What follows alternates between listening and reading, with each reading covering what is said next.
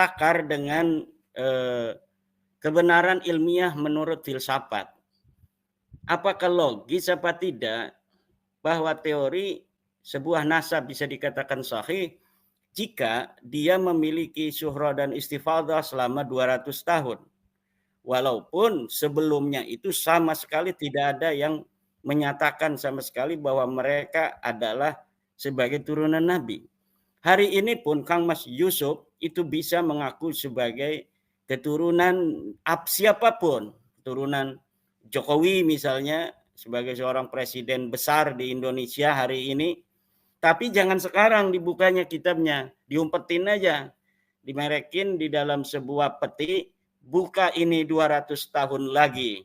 Maka setelah 200 tahun lagi dibuka ini bahwa Yusuf Mars bin Jokowi. Ya, setelah 200 tahun terbuka itu. Assalamualaikum warahmatullahi wabarakatuh, saudara sekalian dimanapun Anda berada. Pada kesempatan kali ini kita akan sama-sama menyaksikan tanggapan terbaru Kiai Haji Imaduddin Utsman Al-Bantani di Pada Suka TV. Ini terkait dengan statement daripada Syekh Mahdi Rajai yang sangat viral baru-baru ini. Oke, bagaimana tanggapan Kiai Haji Imad? Mari kita sama-sama simak video berikut. Apa ini? Dari pemikiran ya, kalau saya lihat ini pemikiran dan istihadnya Syekh Mahdi Rajai tentang suhrah wal istifadahnya ya, nasab, kemudian dengan sosok Ubaidillah itu. Silakan Kiai Imad, nanti dilanjutkan oleh Dr. Soleh untuk mengkritisi. Monggo. Assalamualaikum Dr. Soleh Basyari. Waalaikumsalam Kiai Imaduddin Utsman, alhamdulillah. Assalamualaikum juga Kang Mas Yusuf. Alhamdulillah pada malam hari ini kita bisa bertemu lagi di Pada Suka TV. Menyikapi dari video Syekh Mahdi Ar-Rajai yang di dalam video itu dengan menggunakan bahasa Persia. Sebelum ke isi, ada beberapa hal yang menurut saya penting untuk saya utarakan, yaitu bahwa datangnya Ba'alwi kepada Syekh Mahdi Ar-Rajai yang pertama adalah mengkonfirmasi tentang tidak ada masalahnya basis ideologi seseorang dengan faham intelektual atau kesimpulan akademisnya tentang suatu masalah. Dalam hal ini adalah masalah nasab, karena memang beberapa waktu ke belakang kita melihat framing-framing yang dilakukan oleh Ba'alwi kepada tesis saya di antara adalah tentang bahwa kitab yang menerangkan dengan jelas bahwa anaknya Ahmad bin Isa itu cuma 3 adalah kitab Asy-Syajarah Al-Mubarakah yang ditahqiq oleh Mahdi Ar-Rajai yang seorang Syiah. Ini coba dibangun oleh Ba'alawi untuk membuat framing bahwa apa yang terdapat di dalam Syajarah Mubarakah itu tidak bisa diterima karena yang mentahqiq Syajarah Mubarakah adalah seorang yang berfaham Syiah. Kemudian ketika hari ini para Ba'alwi itu meminta syafaat kepada Syekh Mahdi Rajai, pentahqiq kitab itu yang berfaham Syiah, ini membuktikan bahwa framing yang selama ini mereka bangun, mereka runtuhkan sendiri. Yang kedua adalah dengan asumsi terjemahan yang ada di dalam video itu benar, karena saya secara pengakuan dengan sebenar-benarnya sama sekali tidak memahami bahasa Persia.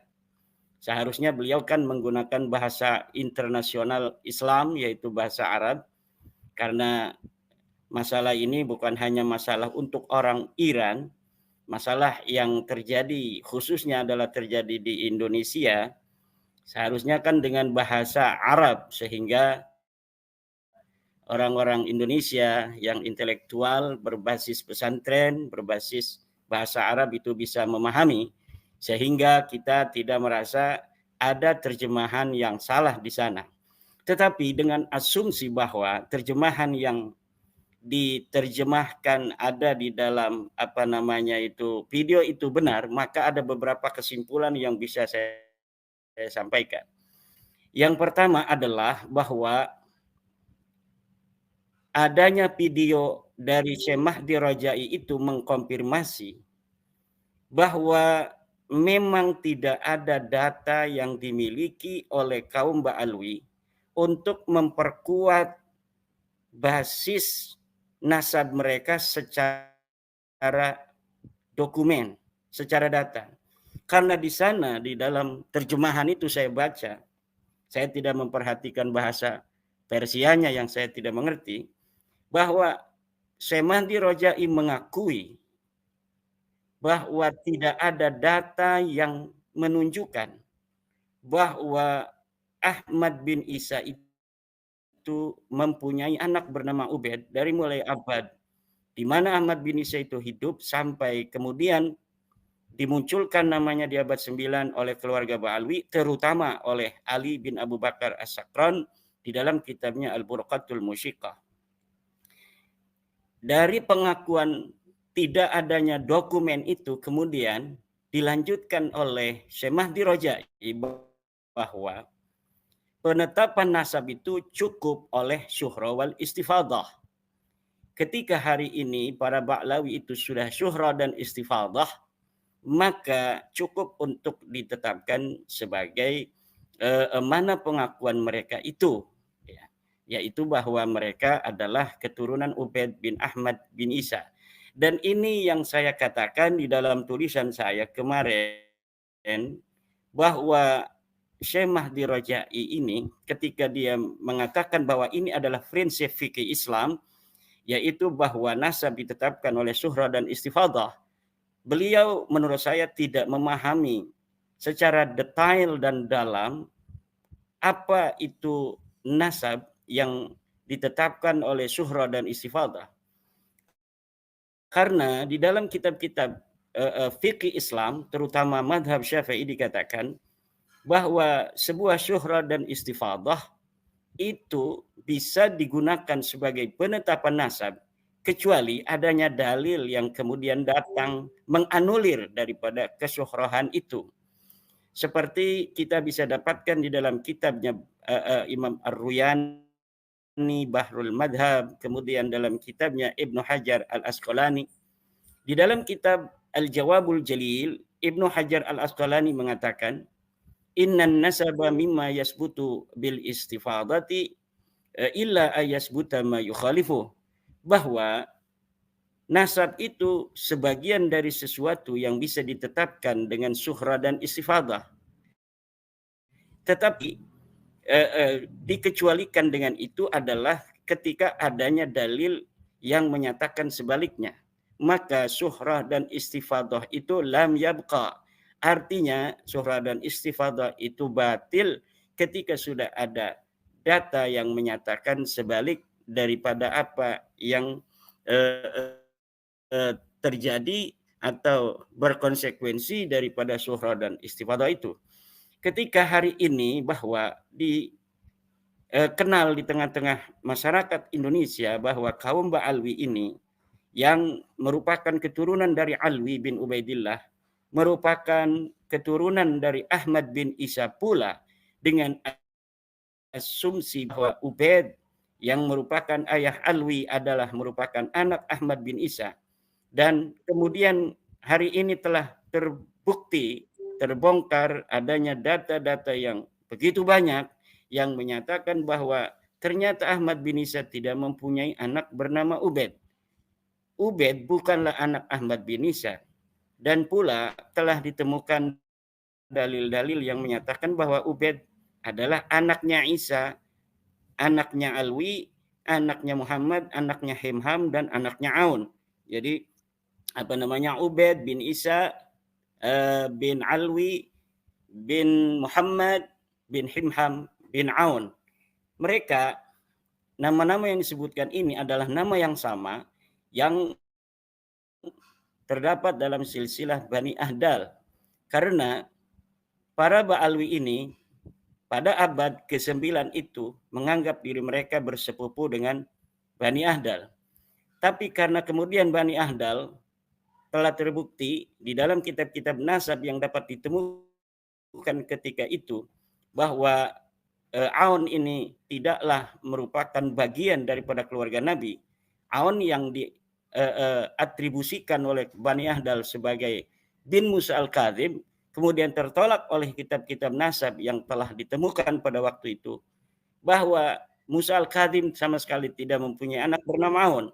Maka kemudian Ba'alwi ini mencari alternatif daripada silsilah yang memungkinkan mereka untuk tetap tersambung dengan keluarga daripada Rasulullah Muhammad SAW. Akhirnya mereka menemukan sebuah kemiripan nama dari nama-nama Bani Ahdal, yaitu yang ada nama Ubaid, ada Isa, ada Alwi, yaitu dengan keluarga daripada Bani Jadid, di mana di dalam sebuah kitab yang namanya Kitab As-Suluk fi Tabaqatil Ulama wal Muluk, ada seorang bernama Jadid bin Abdullah bin Ahmad bin Isa. Jadi ada miripnya tuh. Ada Isa di situ, ada Abdullah, yang supaya ini menjadi lebih masuk akal, maka Abdullah ini diatribusikan sebagai Ubaid, yang kemudian dikatakan karena tawaduknya Abdullah ini, maka kemudian dia mentasgir namanya menjadi Ubaidullah. Kemudian karena tambah tawaduk, dia Allahnya pun dihilangkan menjadi Ubaid saja. Karena memang yang pertama kali mereka dapatkan dari silsilah mereka dari Bani Ahdal itu adalah nama Ubaid bin Isa.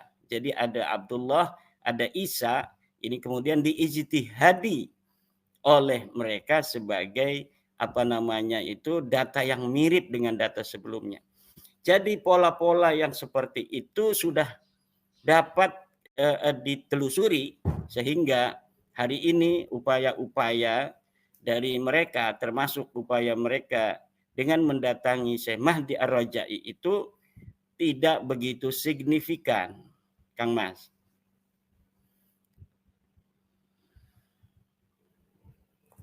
Ya baik, Kiai, ini yang saya sempat menonton ya videonya, bahwa Zuhroh wal Istifadoh. Kalau 200 sampai 300 tahun, itu kalau sudah Zuhroh Istifadoh itu sebuah nasab adalah sah. Terus yang kedua, bahwa ketika itu tidak seperti semudah sekarang, ada alat telekomunikasi, kemudian ada alat pencatat, dan komunikasi sangat mudah. Ketika abad itu memang agak kesulitan untuk pencatatan, kemudian komunikasi, dan itu ya biasa terjadi. Nah, kalau tidak salah ini ya, kurang lebihnya ada statement yang seperti itu oleh Syekh Mahdi Roja'i. Ini bagaimana ini Kiai mengklarifikasinya? Silakan teori itu Kang Mas Yusuf takar dengan kebenaran ilmiah menurut filsafat. Apakah logis apa tidak bahwa teori sebuah nasab bisa dikatakan sahih jika dia memiliki syuhra dan istifadah selama 200 tahun. Walaupun sebelumnya itu sama sekali tidak ada yang menyatakan sama sekali bahwa mereka adalah sebagai turunan Nabi. Hari ini pun Kang Mas Yusuf itu bisa mengaku sebagai keturunan siapapun, keturunan Jokowi misalnya sebagai seorang presiden besar di Indonesia hari ini. Tapi jangan sekarang dibukanya kitabnya, diumpetin aja, dimerekin di dalam sebuah peti, buka ini 200 tahun lagi. Maka setelah 200 tahun lagi dibuka ini bahwa Yusuf Mars bin Jokowi.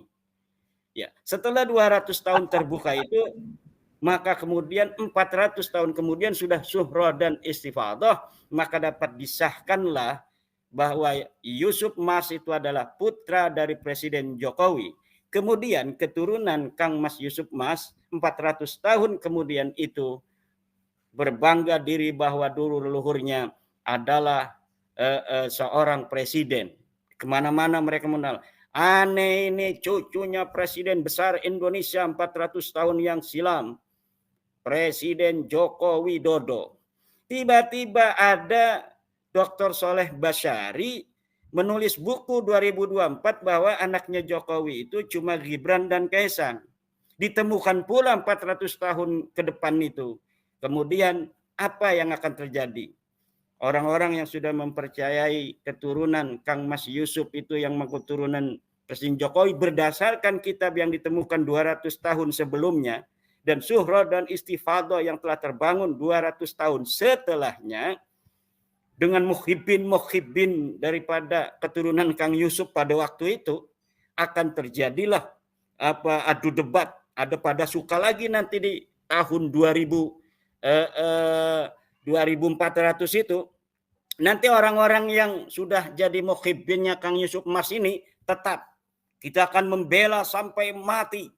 Karena ini adalah sudah 200 tahun Suhra dan Istifadah.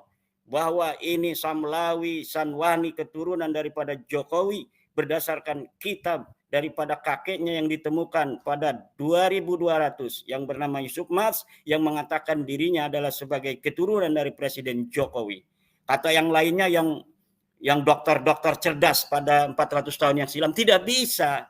Masa iya ada data dari Dr. Soleh Basyari yang ada di 2024 menyatakan anak Jokowi adalah Gibran dan Kaisang. Kemudian 200 tahun kemudian ada pengakuan dari Pak Yusuf Mas yang menyatakan dirinya sebagai anak daripada Jokowi.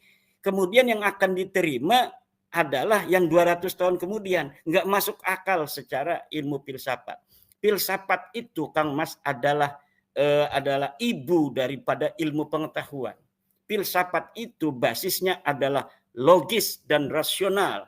Kalau sebuah teori, ketika sebuah teori itu ketika ditaruh di meja ilmiah, scientific evidence, kemudian tidak memenuhi syarat logis dan rasional, maka teori itu tidak dapat diterima.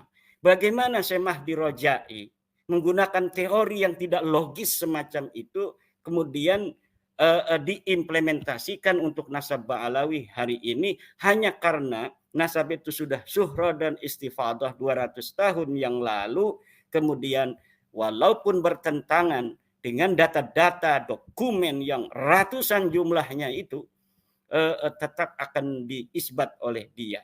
Nah, ini adalah tidak masuk logika seorang yang rasional, seorang yang logis. Saya ada beberapa hal yang setuju ya dengan Pak Dr. Soleh Basyari, terutama bahwa ilmu nasab ini belum mapan. Buktinya dari Syekh Mahdi Rojai sendiri kemarin itu.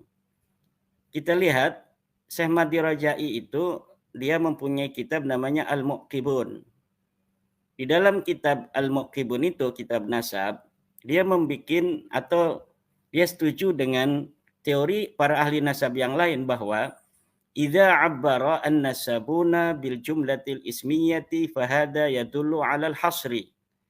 Apabila seorang ahli nasab itu menggunakan diksinya jumlah ismiyah, maka ini menunjukkan makna hasr, artinya makna hanya segitu sesuai dengan apa yang disebutkan di dalam narasi.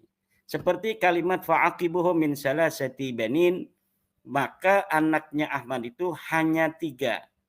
Itu kalimat hanya walaupun tidak ada secara harfiah itu bisa dimaknai demikian di dalam kitab nasab karena menggunakan jumlah ismiyah. Fa'aqibuhu min salasati banin. Itu ada di dalam kitab Asy-Syajarah Al-Mubarakah. Fa'amma Ahmad bin Isa fa'aqibuhu min salasati banin. Ahmad bin Isa itu anaknya hanya 3.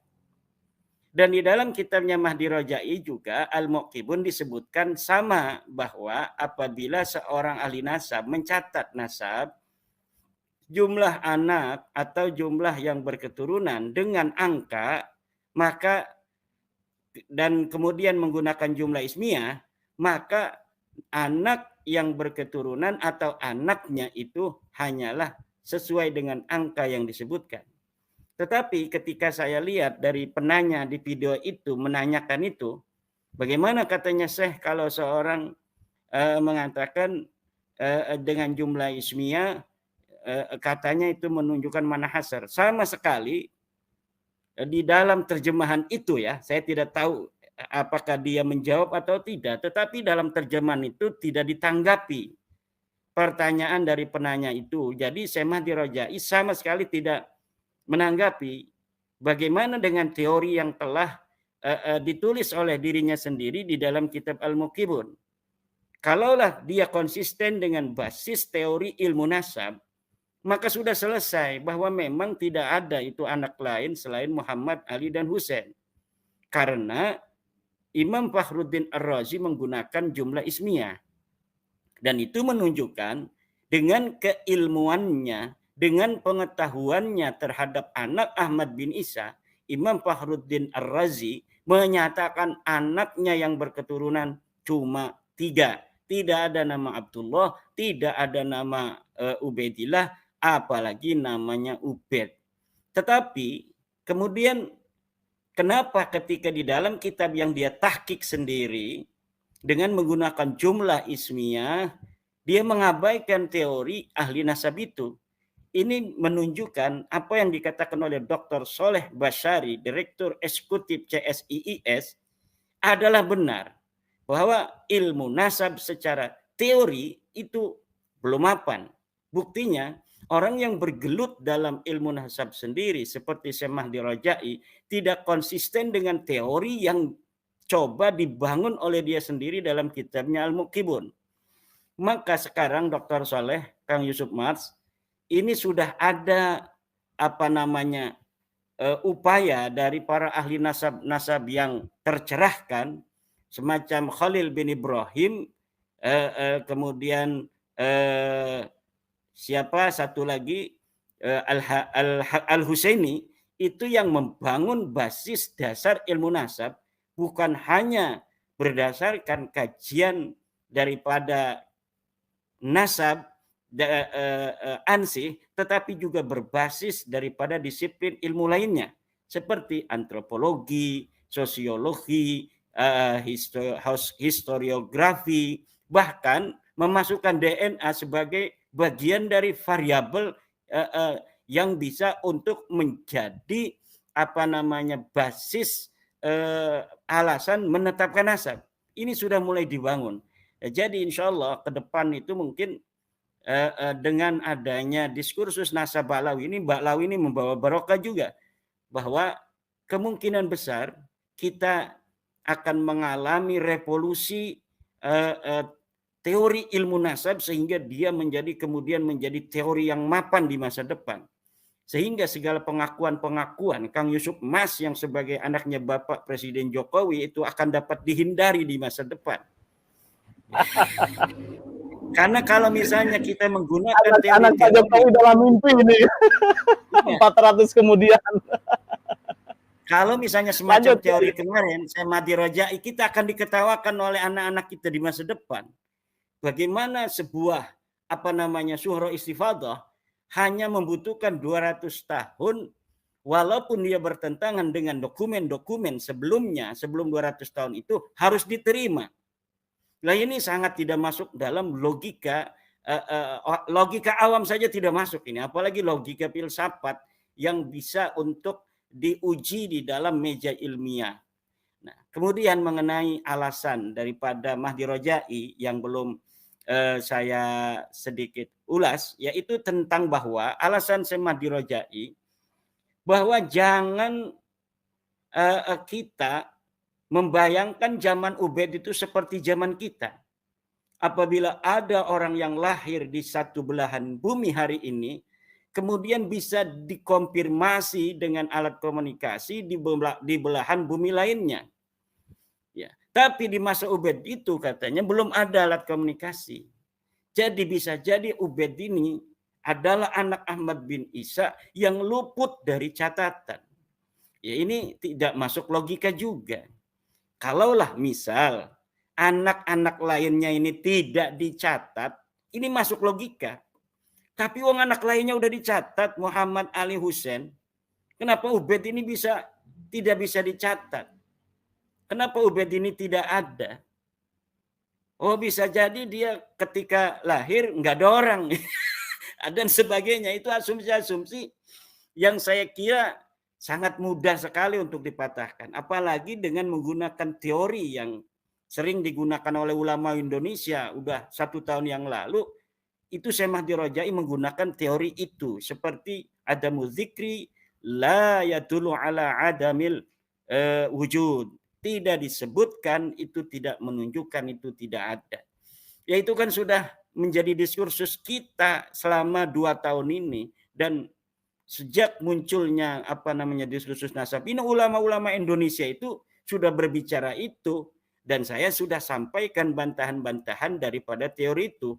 Memang ada teori adamul dzikri atau adamul wujdan la yadullu ala adamil wujud. Tetapi juga ada teori al-ilmu bi'adamid dalili dalilun.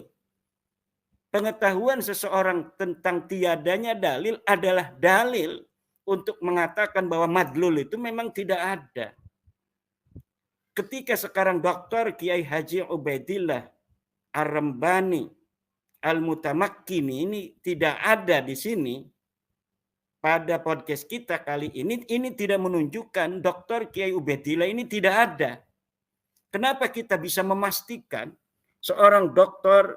Kiai Haji Ubaidillah ini ada walaupun hari ini atau malam hari ini tidak ditemukan? Karena ada korina bahwa pernah muncul di pada suka menunjukkan ini orangnya historis, orangnya ada gitu. Karena ada korina-korina, saya pernah dibel oleh Kiai Ubaid, saya juga pernah nonton Kiai Ubaid menangis di pada suka TV, ketika ada orang tua yang marahin anaknya, Kiai Ubaid merasa dia marahin pada Kiai Ubaid kan, itu adalah korina yang menunjukkan Kiai Ubaid ini ada orangnya. Nah, kalau misalnya Ubaid yang sana ya. Kalau tadi Ubaid Al-Mutamakkini. Kalau ini Ubaid katanya yang anaknya Ahmad bin Isa. Kenapa tidak disebutkan sebagai anaknya Ahmad bin Isa? Tidak disebutkan di dalam kitab itu bukan berarti menunjukkan orangnya tidak ada eksis sebagai anaknya Ahmad bin Isa. Tidak bisa itu. Itu pasti tidak ada. Itu pasti bukan anaknya Ahmad bin Isa. Kenapa? Sama sekali tidak ada qarinatun wadihatun tadullu ala dzalik. Tidak ada qarina sedikit pun yang jelas menunjukkan bahwa Ubaid anaknya Ahmad bin Isa. Tidak ada sama sekali. Tapi kalau Dr. Kiai Haji Ubaidillah Ar-Rambani Al-Mutamakkini ketika tidak ada malam ini di pada suka, yakin orangnya historis, yakin orangnya ada. Karena apa? Karena ada korina beberapa waktu lalu beliau meng-SMS saya dan beliau pula saya lihat di YouTube pada Suka TV itu ada menangis dia sambil menggetar-getar ininya tangannya. Nah, kalau Ubaid bin Ahmad bin Isa ini tidak ada korina sama sekali. Nah, itu yang dikemukakan oleh Syekh Mahdi Rajai tentang bahwa tidak disebutnya Ubaid sebagai anak Ahmad bin Isa ini bukan menunjukkan bahwa Ubaid ini bukan anak Ahmad bin Isa. Boleh itu diterima jika anak lainnya itu tidak disebutkan. Tapi ketika anak yang lain disebutkan, kenapa Ubaid tidak disebutkan? Jawabannya hanya satu. Karena memang Ubaid ini bukan anak Ahmad bin Isa. Itu saja.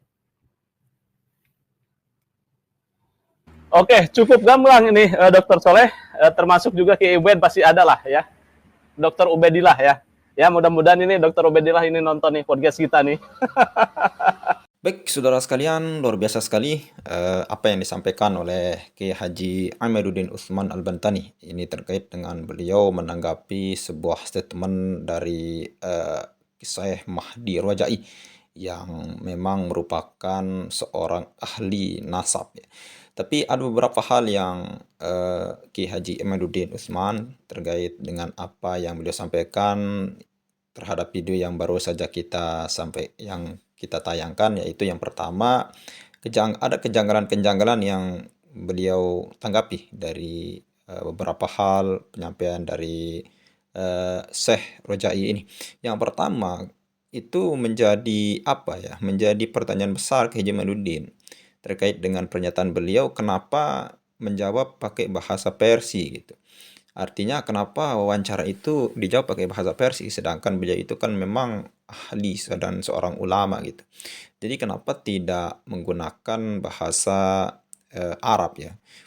Supaya kita banyak orang-orang intelektual, karena ini pertanyaan dari Indonesia dan kemungkinan besar ditujukan kepada orang Indonesia, lalu kemudian kenapa tidak menggunakan bahasa Arab gitu? Kenapa harus menggunakan bahasa Persia? Karena itu pun terjemahannya menurut Kiai Imad mungkin tidak sesuai dengan apa yang beliau katakan gitu. Lalu kemudian kalau menggunakan bahasa Arab mungkin tanpa terjemahan semua orang, sebagian besar dari kalangan santri bisa menganalisis daripada jawaban Syekh Rojai ini. Itu yang pertama. Yang kedua, apakah logis surah dan istifadah itu ditetapkan hanya pada kita berdasarkan berdasarkan tahun ya, misalkan 200-300 tahun. Seperti yang dikatakan Syekh Rojai itu, apabila seorang itu semasyhur ditetapkan selama 200 atau 300 tahun, maka itu sudah cukup menjadi bukti bahwa dalam hal ini Ubaidillah merupakan anak daripada Ahmad Isa Al-Muhajir itu. Nah, ini menjadi pertanyaan besar daripada Ki Haji Imaduddin. Lalu kemudian daripada itu juga beliau bisa kita bilang seperti yang data yang disampaikan Ki Haji Imaduddin itu latar belakangnya Syiah gitu. Nah, ini merupakan sesuatu hal yang menjadi pertanyaan besar gitu. Dan juga pertanyaan Ki Haji Imaduddin dan tadi pada Suka TV saya nonton juga Dr. Soleh gitu. Kenapa ini para muhibbin ini langsung bertanya ke orang besar gitu atau ulama yang bukan berasal dari Indonesia gitu. Ini merupakan sesuatu hal yang serius gitu.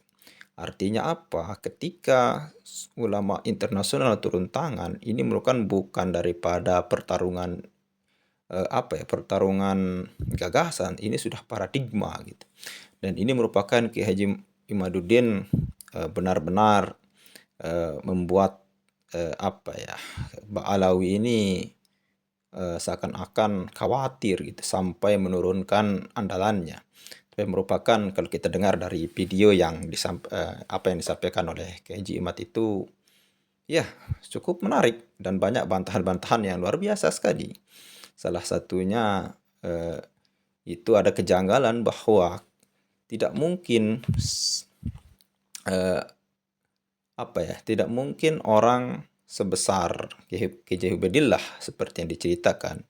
Ubaidillah ini, orang sebesar Ubaidillah yang dikatakan seorang ulama oleh para Ba'alawi ini, itu tidak dikenal gitu.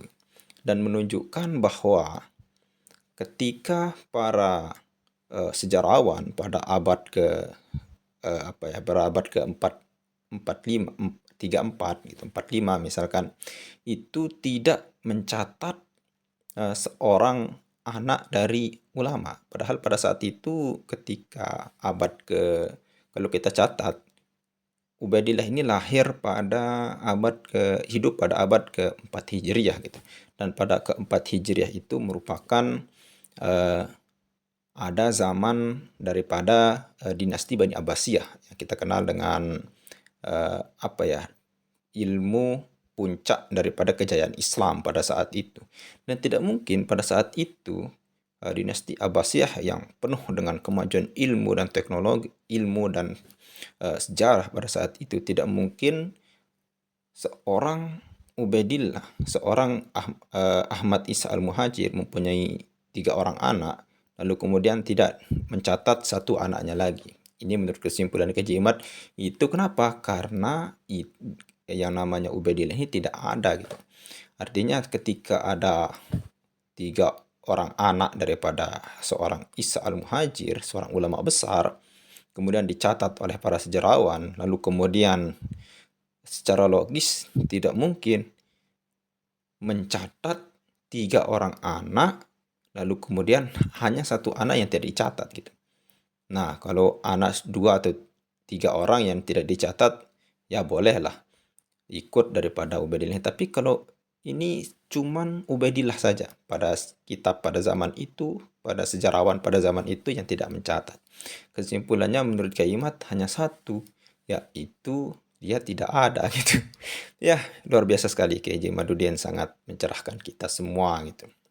Artinya apa? Ketika kita mendapatkan informasi dan sesuatu hal yang baru dari orang, ya kita sebagai orang yang berakal harus teliti dulu.